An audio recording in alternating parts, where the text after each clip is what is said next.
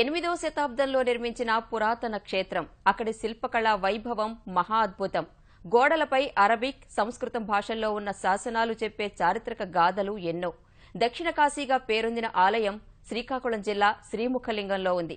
అక్కడ అష్టతీర్థ మహారాజయోగం ఉత్సవాలు నిర్వహించేందుకు ఏర్పాట్లు చేస్తున్నారు. కాశీలో శివలింగం, గంగలో స్నానం, శ్రీశైలంలో శిఖరం, శ్రీముఖలింగంలో ముఖదర్శనం చేస్తే మోక్షం లభిస్తుందన్నది భక్తుల నమ్మకం. అంతటి ప్రాశస్త్యమున్న శైవక్షేత్రమైన శ్రీముఖలింగం శ్రీకాకుళం జిల్లా జలుమూరు మండలంలో ఉంది. ఈ దేవాలయంలో 1 తక్కువ కోటి లింగాలు ఉన్నాయని పూజారులు చెబుతుంటారు. కలియుగ ప్రారంభంలో ఇక్కడున్న విప్ప చెట్టులో కైలాసనాథుడు స్వయంభుగా వెలిశాడన్నది ఆలయ పురాణం. గోకర్ణ ఆకృతిలో శ్రీముఖ లింగేశ్వరుడిగా స్వామివారు భక్తులకు దర్శనమిస్తున్నారు. ఈ ఆలయంలోని ప్రాచీన శిల్పాలు అబ్బురపరుస్తున్నాయి. స్వామివారి ఆలయానికి ఎదురుగా ఉన్న కొండపై మహావిష్ణువు విగ్రహం వెంకటేశ్వర స్వామిని పోలి ఉండటం ప్రత్యేకత. అష్టదిక్పాలకుల కోసం నిర్మించిన ఆలయాలు శిల్ప సంపదతో అలరారుతున్నాయి.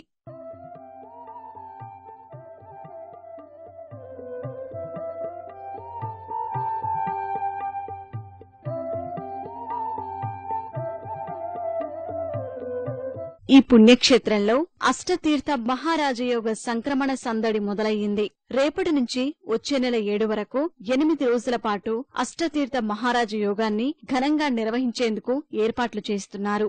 పుష్కరాల తరహాలో భక్తులు పుణ్యస్నానాల కోసం వంశధార నది ఒడ్డున 8 ఘాట్లలో ఏర్పాట్లు చేస్తున్నారు.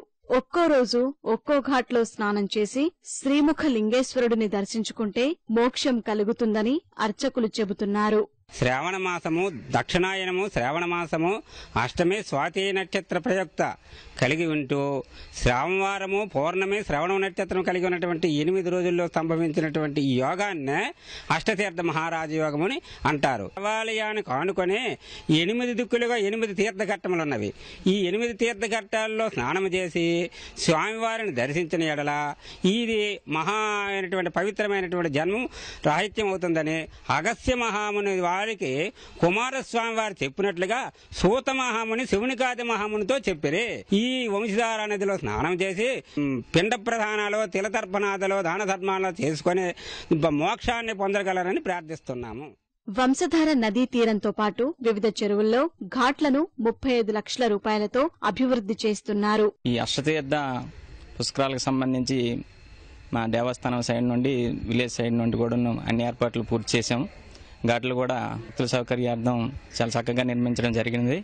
దీనికి కలెక్టర్ గారు స్పందించి కొంత నిధులు కూడా శాంక్షన్ చేయడం జరిగింది. దానితో కార్యక్రమాలు నిర్వహించడం జరుగుతుంది.